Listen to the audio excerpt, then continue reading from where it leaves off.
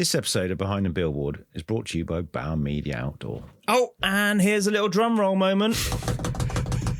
This year marks the 20th Outdoor Media Awards. That's 2 decades of championing the bold ideas and brilliant out-of-home campaigns that stop people in their tracks. The awards celebrate creativity, planning, innovation, and the work that really gets seen. If you think you've got a winning campaign, mark your calendars, guys. Entries open January 22nd, 2026. The 20th Outdoor Media Awards, brought to you by Bauer Media Outdoor.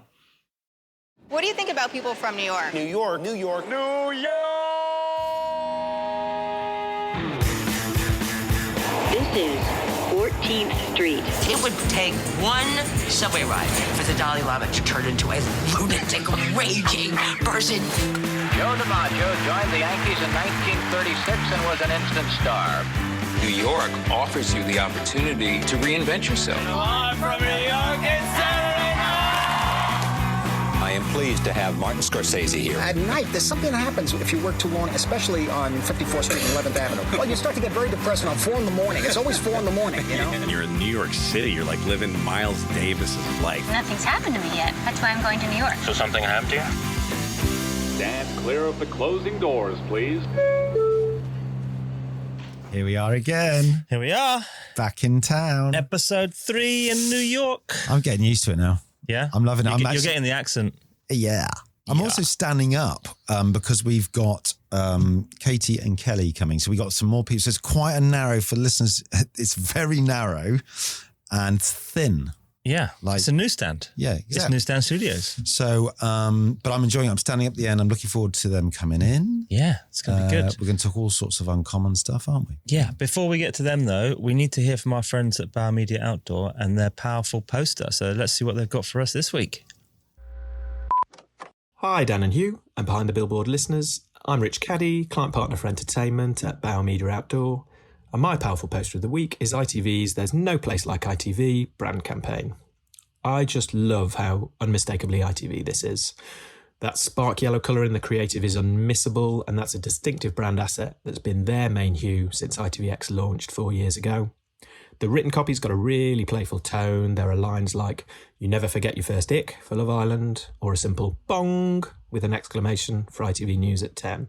So they're maximising engagement, but also keeping the feel consistent with that playful AV creative. But crucially, this creative is built for out of home. It's simple, striking, succinct, and sensible. And I'd say with that humour, there's also an element of surprise.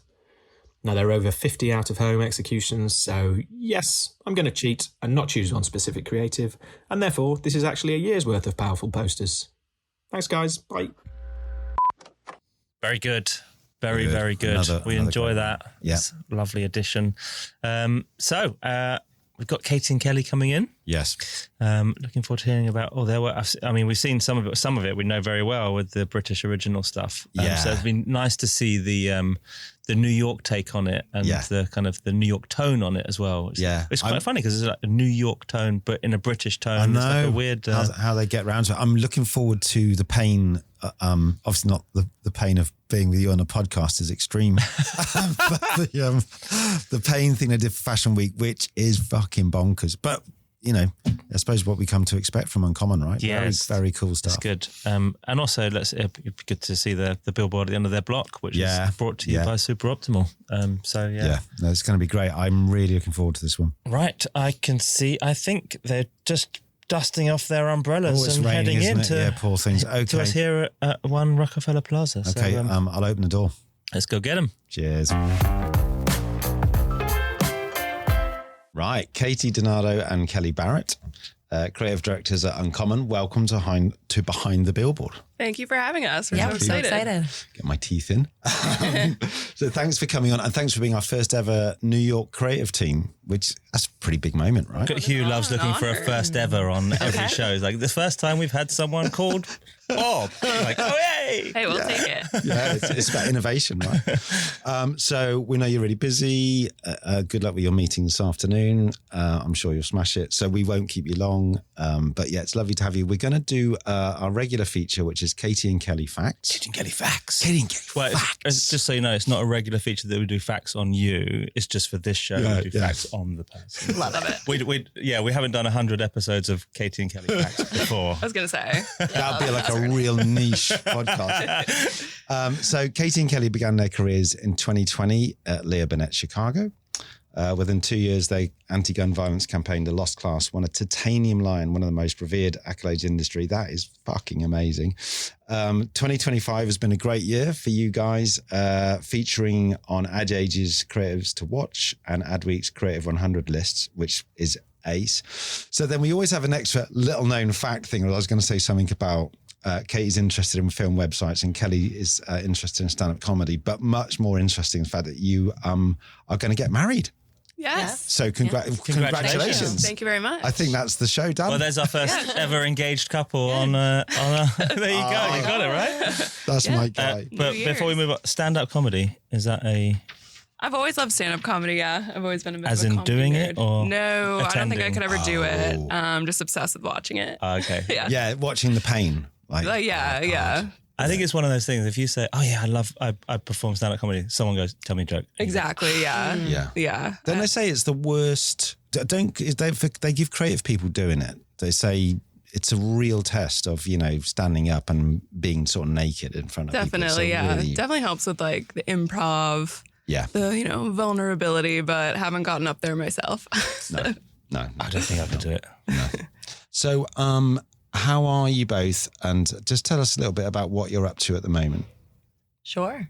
What we're up to at the moment, so we've been at Uncommon for 2 years. Okay, great. Right now, I'm not sure am I allowed to say stuff? You don't say stuff you don't want to, you can't say. Maybe you can say stuff you've just released or anything that's just come out. That's fine. Okay. Yeah. So we're working on a few projects we're really excited about. And other than that, are we doing anything interesting? Yeah, I mean, Uncommon, I think, has grown so much. So we were there, it'll be 2 years in January, and I don't have the exact numbers, but it's grown a lot. So it's really exciting. And I think there's new energy there. So there's a lot of new projects coming in, a lot of new clients approaching Uncommon and Uncommon New York. So that's been really, really exciting. And then, yeah, I guess we're also planning a wedding now, which started. We're going to get married in New Year's of next year. So a lot of work to be done, but it's exciting stuff. Destination wedding or no? Boston. Yeah. Boston. Yeah. So I'm now already thinking two creative people agreeing on the typeface of the invite and how big a thing are you going to do about it? I know. It gets weird because it's normally it's for brands, but now we're we're a bit the brand. Yeah, you're the brand. Yeah, we spent a lot of time trying to find a photographer. The invite we have not approached or started yet. Right, okay, good luck. Well, we'll cross that bridge. Maybe you'll do something that we could feature on the show. Yeah, we'll let you guys know. What, you can do it on a billboard? That's maybe that would. Oh, yeah, make a billboard. On the photography thing, so just really quickly, when I got married to my Rach, and she said, and this is a long time ago, it's when digital cameras came out, so that's a long time ago. She goes, don't worry, my uncle's really good on this. He's just got one, and her uncle's this kind of techie guy. Anyway, he didn't know how to use it. So basically every photo was blurred. Oh. So, and then his wife, who's a really sweet little lady from Yorkshire, had just an old fashioned Insta camera. And all of her those are the only photos from our wedding that were any good. So don't make the mistake of, I know someone. Yeah. Anyway, that's an aside. But Uncommon here seems to be going strength to strength. I mean, obviously, did it feel like you joined just under 2 years ago? Did it feel like you were joining a startup? Because it was a satellite, obviously, of the homeland of absolutely. Definitely. I think we came from Leo, which was kind of the total opposite. Yeah. And then Uncommon, when we started, maybe had 10 to 15 people. Yeah. So it definitely was a 180 from where we worked previously. But I feel like we've learned so much because of just the whiplash. Because Leo's is Chicago, did you say? Yeah. So that's enormous, right? Yes. Yes. I mean, I worked at Leo's in London. I never made it over, but it's the sort of hub, right? Mm-hmm. Yeah. Yeah. And you followed Sam, is that right? Tell us a bit about Sam Shepard. Yeah, Sam Shepard. I would say we crossed paths with him we finished up our ad schooling. It was like probably May of 2020. Historically horrible time to be looking for a job. It was hiring freezes kind of left and right. We weren't planning to work together. We were both like, oh, we'll go to New York, and start our jobs like separately. And then we kind of, I guess it was fate. We kind of got paired together through the school and interviewed with Sam in Chicago, and then loved him, and then we started working for him, loved him even more, and then we all just gelled. So you both originally from Chicago? No. I'm from Pennsylvania, like a town called Bethlehem, weirdly. Okay. And Shout out Bethlehem. From Good time of year. Yeah, amazing time of year for Bethlehem, actually. But I think at the time that we graduated, like for whatever reason, Chicago seemed to have more job opportunities. So that's kind of how we ended up there. Yeah. Yeah, that's cool. Yeah. Right. So you went over and then you're sort of back now, because Penn, is that on the East Coast? Yes. So basically we like wanted to be in New York. Like we were really excited about Uncommon, and also like both wanted to be closer to our families and stuff. So it was easy. Yeah. I can't believe, how long has Uncommon New York been on the back? I want to say 3. Yeah, probably closer to 3 years. So you've only been to, so you really are part of the setup. That's amazing. Yeah, so it feels really exciting now. Like that was such a energizing time where it's like you can see everyone that works there in one room, and I think it still has that energy, but it's growing, which is exciting. Yeah, and it means you get involved in everything, right? It's exactly. Like rather than the Leos, where you're kind of in a box, you put in a box, you hold this. This is what you're going to be working on. Whereas when it feels like smaller team. Let's go. Yeah, exactly. On it. Yeah, that's great. The whole team's in it. Yeah. Right, we better move on. We're going to. So our first regular feature is the billboard, which we've renamed for our US trip, the billboard at the end of my block, which in the UK is the billboard at the end of my street. So what have you got for us? What have we found?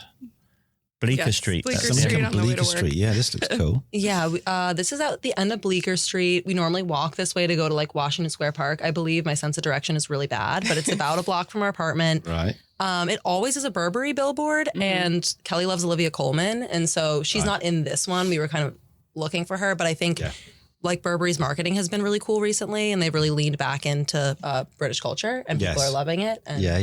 We like the billboard. And Uncommon did the rebrand for Burberry, didn't they? I think they did. Yeah, I think they did. Did you say Washington Square? Because that's that's where we live. That's where we're staying this week. Yeah, we're in the hotel there. It's really nice, really cool. It is, yeah. Okay, now what do we think of this? We like this? I love it. I mean, I don't love it as much as when Olivia Colman was there. I'd walk by every day and do a little wink and wave to her. But yeah, I think we're loving what Burberry is up to. I've been loving their social. What is it? It's always Burberry weather. I love how weird, like a really high class brand gets. Did you guys see the films they did? The floating people who ran through the field, and that kind of blew my mind as creative, and it's sort of like, I don't know, I think they did it in house. It was a really interesting project. And I'm wondering, because these are great shots, aren't they? They're sweet, but they I suppose it's a different media, isn't it? But we talked with Samira, who was on last week, about fashion advertising and out of home, specifically in New York. And we were wandering around yesterday, and there's Dior, there is a constant stream of fashion, more so than in London, more so than in Paris. I was in Paris in the summer. It feels like there's entertainment brands and fashion. Is that what you're seeing out and about? I would say so. I would agree. We also, our office is in SoHo, so pretty much everything, every out of home is just like a luxury fashion brand, I feel like. Yeah, it feels just like fashionistas everywhere, on the billboards, on the streets. Yeah, it's definitely fashion forward. And we use this segment to really talk about the state of the industry. So from a creative team's perspective, when you are walking around, when you're seeing stuff, not just the stuff that you're working on and the stuff that the agency's working on, but out there in the wild, what's your status on, your opinion on the status of creativity, specifically in the US market? We're talking about, what's the stuff you're seeing out there. What do you think? I think the stuff we're seeing out there for the most part, like mainstream, is probably a bit soft, quiet, maybe not as noisy as I think we would like. And I think at Uncommon, like, especially with out of home, they have a very specific viewpoint on it. And I think making it like something simple, but something very inflammatory, something that would stop people, I feel like we don't see enough of in the mainstream ad world. I think, especially like you're saying in New York, you see a lot of fashion, a lot of like perfume. It's all a bit the same. It's not meant to kind of break through. So I think, more of that. It's beautiful stuff, but not necessarily full of idea or... Right. Yeah. Stuff you could put maybe any luxury brand on and, you could get away with. It could sit just as easily as a press ad. Exactly, yeah. Yeah, I think we'll talk about pain in a minute, as in the campaign, not just not just pain that just pain in general. But I remember we've had Nils on, I think Nils has been on twice or three times on the show. And he said when he launched Uncommon, he wanted it, the agency to be part of culture. That's the start, not like, oh, hey, we did something which actually got picked up on, and I really love that idea about, that's what for me is what is different about them. And that's what's great about Out of Home in general. It's in the fabric of a city, or it's in the fabric of someone's life, right? Yeah, I think people kind of overlook it, but yeah, it's like that's kind of the thing people are taking pictures of on their phones and sharing. Like it's just as, important as social, I think, because it kind of becomes social if you do it correctly. And is that in the culture of Uncommon? Is that when you're looking at a brief and Out of Home's on there, are you all, this is like, how does it work in Out of Home? Yeah. Not just for the brand, but for Uncommon as an agency. Definitely. Yeah. I think the thought is to do things that people would like stop and share. So it kind of does like become social in a way, or it gets talked about in that way. But yeah, I feel like weirdly, like going to Uncommon has kind of made Out of Home like come back for us in a way. Like I feel like when we first started in this industry, we never had a brief really for Out of Home, like very rarely. Or second thought. And we've had a lot like since we've worked here. And I think the way that Uncommon goes about it is like they talk a lot about like mechanizing fame and things like that. But I think for Out of Home, it's like looking for things that maybe people would miss about the brand, or, that the eye doesn't naturally see, but then kind of like exploiting it. And I feel like, Out of Home has become very exciting for us again. It's like, because you would never sort of shoot a little film of someone looking at a press ad or listening to a radio ad, because those are quite personal, they're singular, Out of Home is the masses, and it's like, it's our duty to do something amazing. Like you said, to stop someone like Nils, he always talked also about it, I know it's a bit of a cliche, but what's going to stop someone, not just stop and then take a photo and then share it, and then that reflects on who you are as a person. Oh, so you thought this was cool, or you uploaded it to social, this is what you rate. And so all of those things, they're on a brief really, aren't they? You got to, what would you be happy to share? Oh, well, there's the passion for a creative team. Out of Home's on that, it's going into the public. Yeah. I think there's a bit more of just in the psychology of what you do is go, oh, everyone's going to see this. Yeah. So I'm going to be judged. Yeah, exactly. I can't hide it. It has to be good. Yes. It also feels like you have to distill the idea to like the simplest way to communicate it. Like in film, you have more at your disposal and more time. And I feel like you kind of have to just look at it and get it. And if that doesn't work, it's a bit. When we had Annabella in on from, it was from their time at Mother. Yeah. And they said when they worked on Schweppes, that there's a site opposite Mother's office, like literally you can see it out the window. And they said whenever they got a brief for it, it'd be like, right, everyone from the creative department is going to see that. You're going to be judged. Yeah. And the way that's how you should always think of it. Everyone's going to see this thing, it's going to really reflect on me. Actually, that's a nice segue to your very first billboard, because the first thing you put out on the streets is, often, I remember mine, I go and take a photo of it and took my mum down. Nice.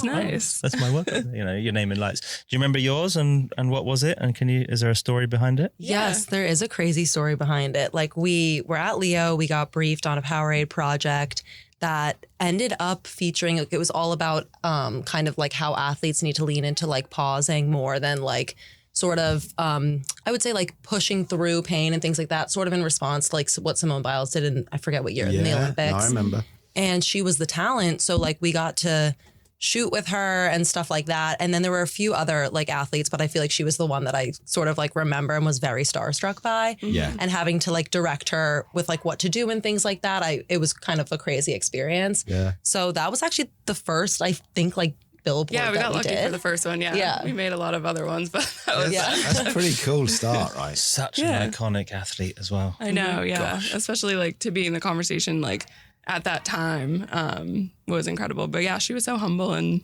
nice. And easy to direct on set. Very. Yeah. I think she there was another athlete that was just a regular gymnast, and she took her out to dinner. I think they got margaritas. She seemed actually a sweet person. Yeah, very kind. Do you ever do that? I'm not going to digress too much, but your best famous person story. That might be that's pretty good. The most famous. We were butterflies in the stomach. No, because at the time in advertising, you're thinking, oh, it's going to go on forever, and then I don't know, you suddenly going, oh God, I haven't really done anything for ages, or you haven't met someone, and that's such a start. I imagine, yeah. When you're on set and you get starstruck, they're big, and you go, yeah. Yes. Yeah. I was I don't forget my name.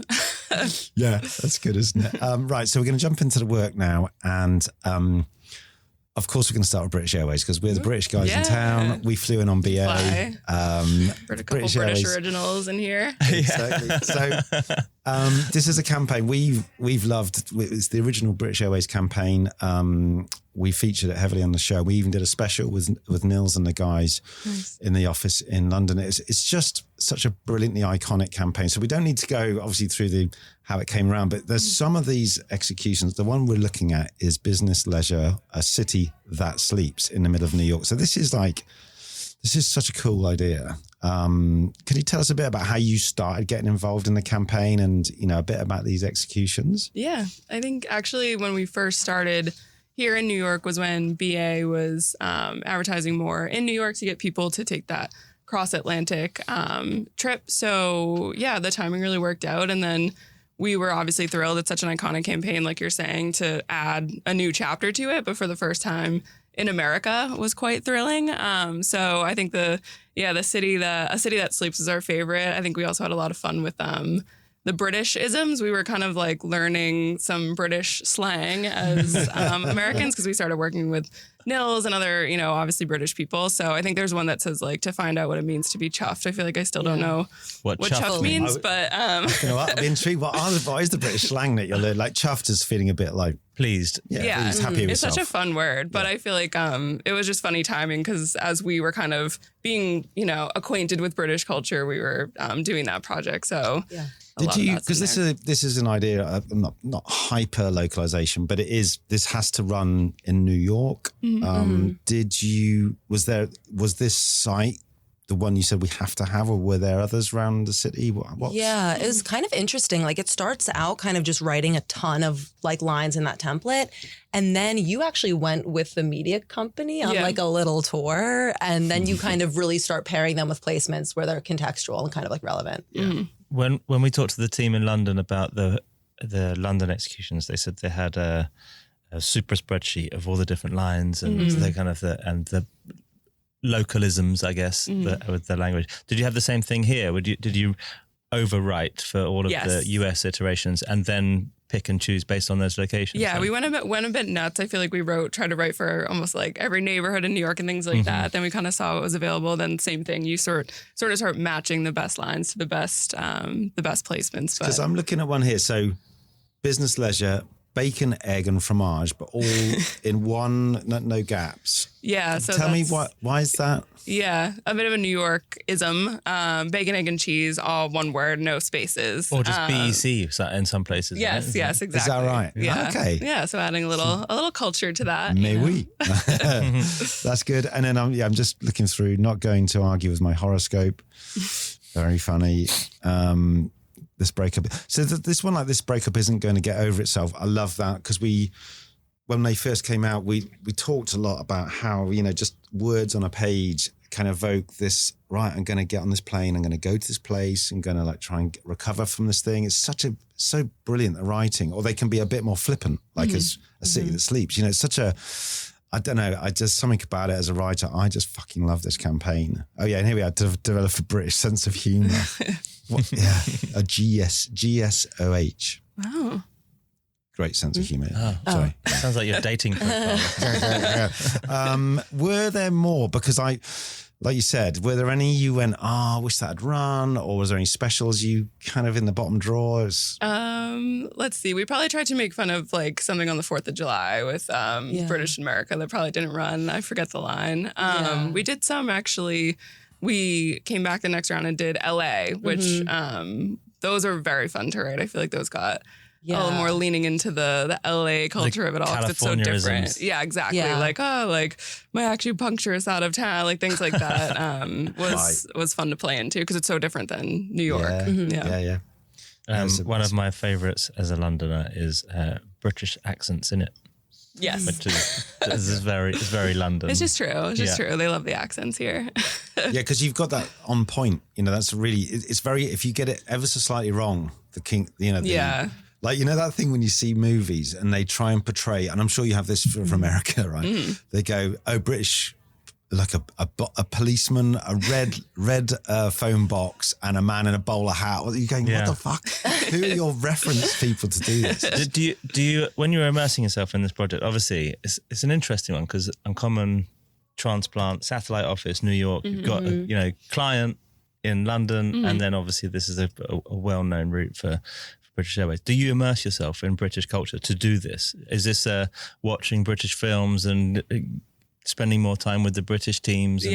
Luckily that was, I feel like a lot of people that work in our office are from the UK. Right, so like it was literally just like buzzwords that they kept saying that we're like, we're going to put these in the billboards. So you could sort of put it in front of them and go, does this make sense? Yes. Yeah. We had a lot of great consultants. So I'm not going to digress again, but one more thing. So I'm trying to write my second book, and one of the stories I'm writing at the moment is based about these two Japanese women, and my wife lived in Japan for 10 years. So I am constantly going, would they do that? You know, it's really interesting to show, to make your writing feel real and not that kind of clunky. No, you need the sounding board. The one last one I want to look at here was, again, did this come? So it goes business, leisure, hours that don't rush, and it's over this horrific jam. Was that after you'd had the site visit, or that was after? Yeah, it's really interesting. Yeah, that was like the fun in that too was like we had a bunch written, but then you were like, wait, we didn't write any for a highway or this or that. Then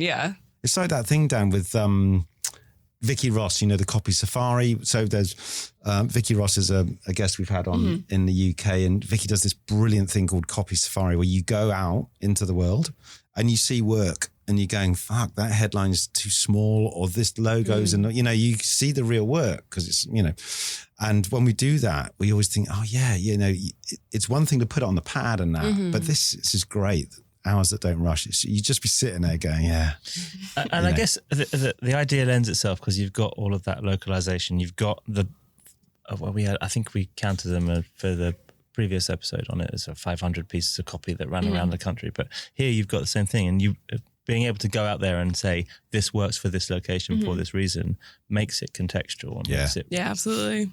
It's work really for the good. media plan, It's sort of, I'm feeling slightly nostalgic about this at the moment, because I love this campaign. I know we've had the windows, and then there's been the doors, maybe, I think. And then now there's reflections, which we might talk about. But this for me it was really, it was the start, and it all came from a mistake, wasn't it? Because there wasn't enough time to shoot anything, so they had to write. Anyway, we've done a lot. Shall we move on? Let's move on to some pain. Pain. I'm just looking at a screen that says pain. So to Dan's point earlier, you know, about all of the points about being part of culture.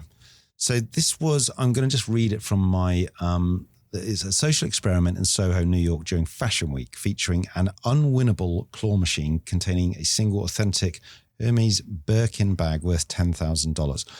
So did this come from you, Uncommon, or someone come to you from Fashion Week? How did it start? This was like an uncommon idea. Like I think there's kind of this push to do work that also is just like, what would be something fun to do that's kind of from the studio. And like they had Rat Boot previously, and Fashion Week had come up again.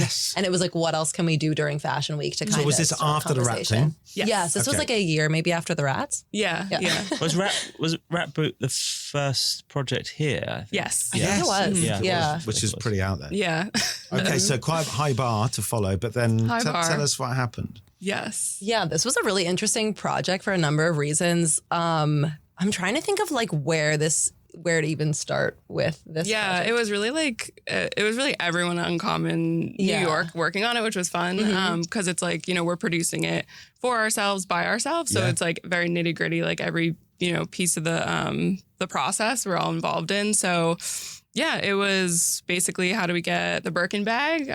Shout out to Meredith Nydam for figuring that out. And then the machine obviously needed to be rigged so people could not win it. That was like the part that gave me the most anxiety, I think. So someone could actually win it. We had to like man it, and sometimes people would get close, and then we'd have to like open the back and like kind of adjust the bag because we're like, someone can't win this. Yeah, it was actually hard for me to So were stand you there. live watching it? Yeah, and it's really stressful. Yeah. So what, you're in a little booth somewhere else? Yeah, we were in like sort of behind this like curtain in the in like the space that we had rented out, and we'd kind of give people sort of like we made merch and stuff, so they felt like maybe they walked away with something. But once we ran out of the merch, the energy shifted, I would say.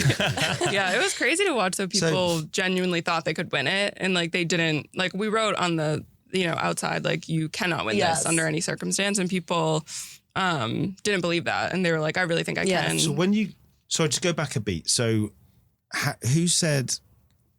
I suppose what the idea is an unwinnable bag. So who came up with that, or was that just a kind of core concept that everyone at Uncommon got? It's like it was like through a conversation that we had with Nils, I think is where we all got to that. And then the more conversations were, do we tell people that they can't win it, or do they find out for themselves? I think we thought it was sharper social commentary and honestly funnier and potentially more painful to have people know that they couldn't get it. So when you did that, because I'm also interested in these, so I'm looking at the this huge poster that just says pain and this eye. And then there's also some very close-up shots of people's faces. And then this tube, well, we call them tube cards in London. Want pain, you need claw, 1-800-PAIN claw. I mean, you must have had a laugh. The out-of-home started like going, there was just a lot of out-of-home ideas circulating. We wanted to do something with the eye because like Uncommon's logo is the eye and wanted to represent the claw through sort of a reflection. So Liz, a great designer that works at Uncommon, like worked on that big eye. Right. And then the thought for the smushed faces was like, is it almost like someone pressed up against the machine wanting to get the bag, which was me scanning in random people's faces at our company, which actually was very fun and people really committed to it.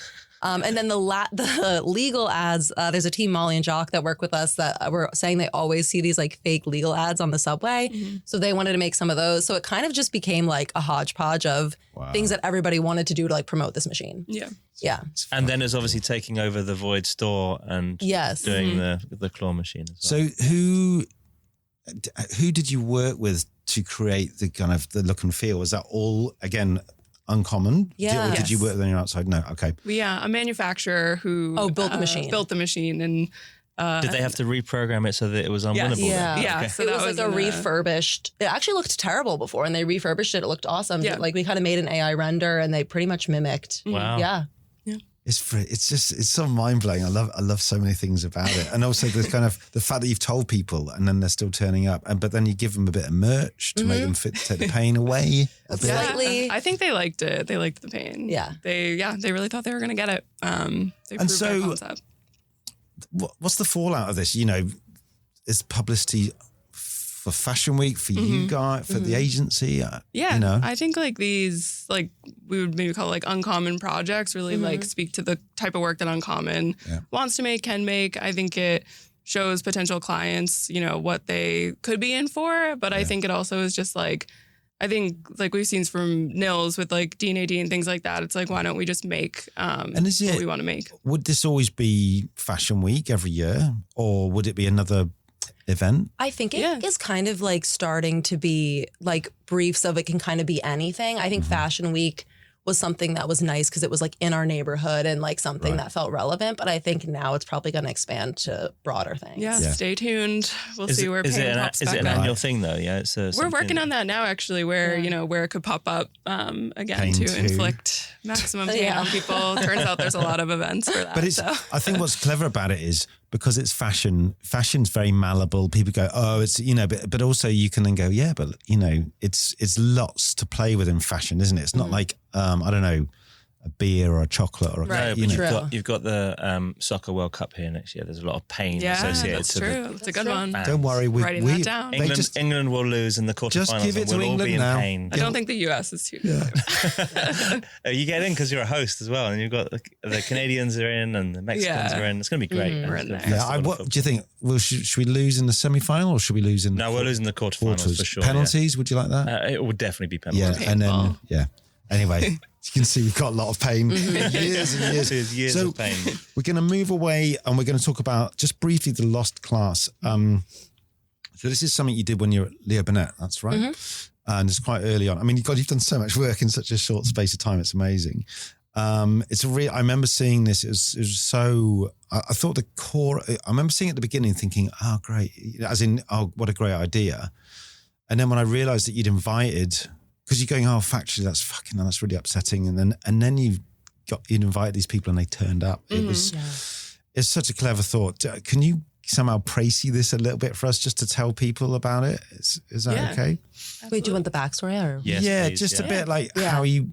What was the brief? Was it a brief or? It was like we could speak to the client, kind of informed. Yeah, client was Change the Ref, which is a father who lost his son in a shooting. Okay, right. And so the brief was, it was pretty open, honestly. It was sort of just like, Manny, the father, was kind of willing to do anything, obviously. And it was like, what's just like the best ideas that we can bring? So we spent like, I would say months kind of bringing like multiple times a week, like different ideas. Yeah. And then got to this graduation concept. And then it was like, actually like, okay, so if we had a speaker, like what's the most interesting person that could speak? And that's sort of like, the first thought was like maybe a right-leaning politician, but the security on them is too high.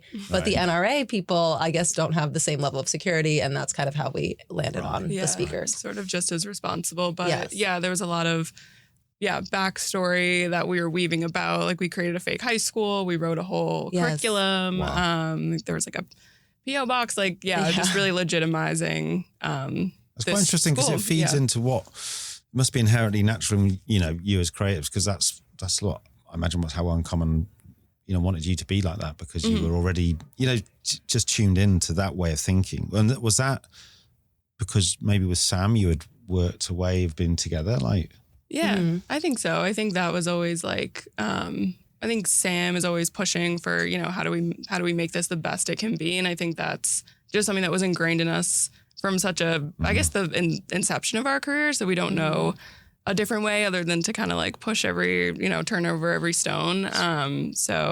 We've been lucky to work with someone like that. And then you found yourself in Cannes winning a titanium, right?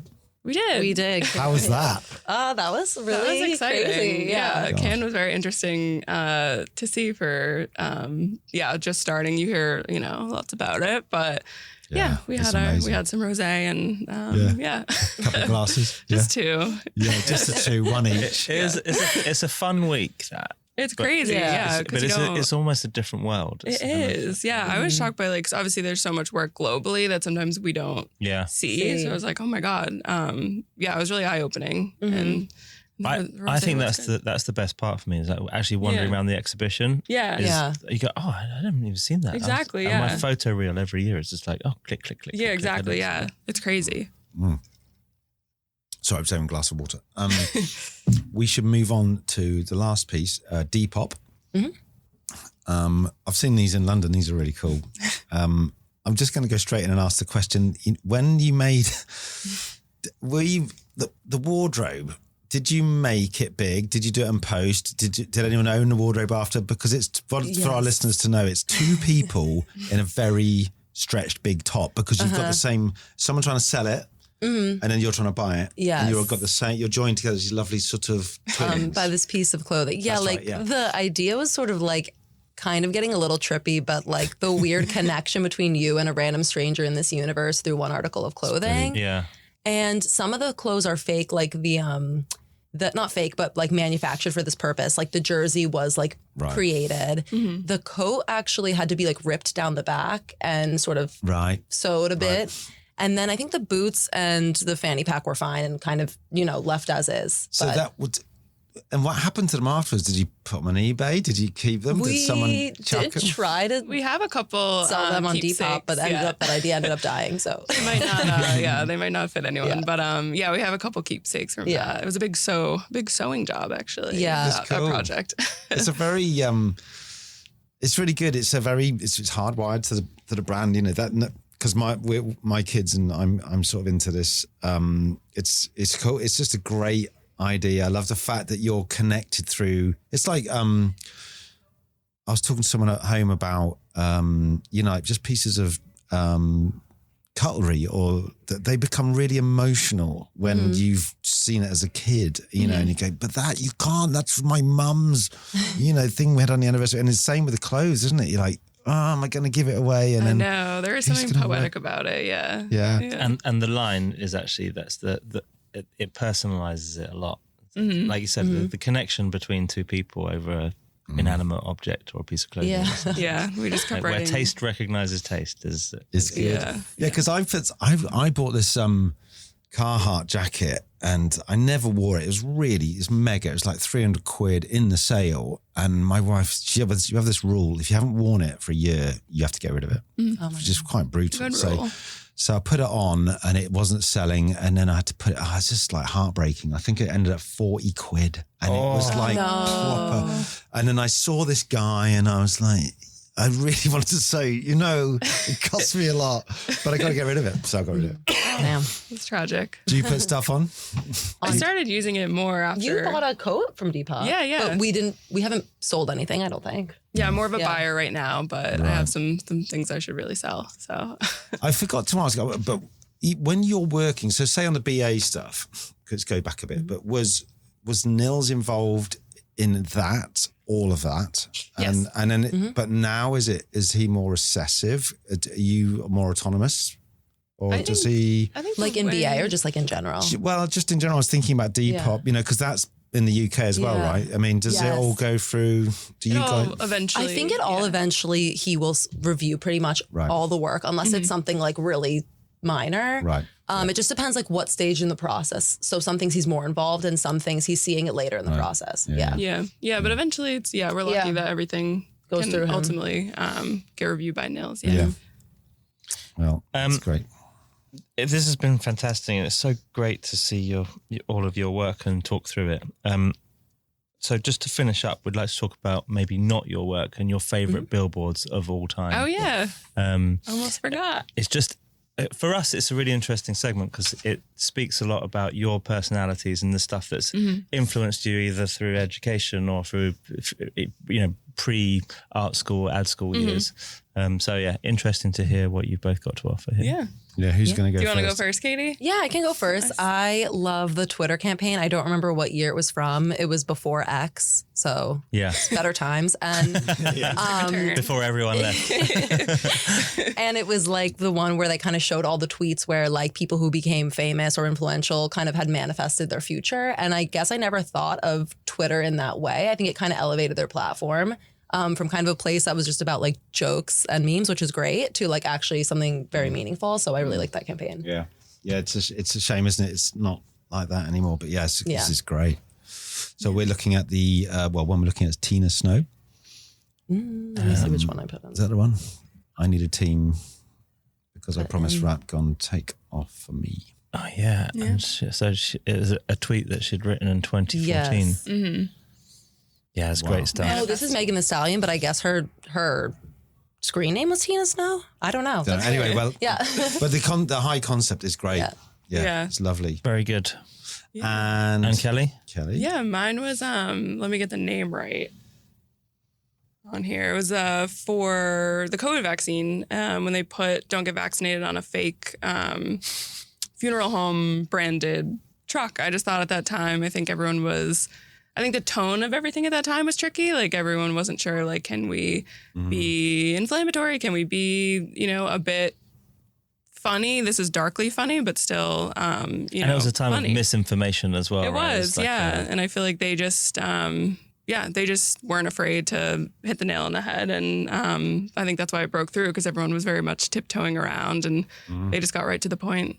Didn't care. That's one of those things. The power of context. You know, it's a mobile thing. It's like I can do something quickly. It's a digital truck. You can, it's so simple. Be reactive. Yeah, exactly. Yeah, I like it's that. It's great. I feel like we could talk all afternoon. I know. I love chatting with you guys. But it's been a pleasure. So we would definitely love to have you back, or we'll come back. If you're ever in London, come and see us. Yeah, I hope so. Yeah. Good luck this afternoon. Yeah, thank you so much for coming in. Yeah, thank you so much, guys. Yeah. So nice.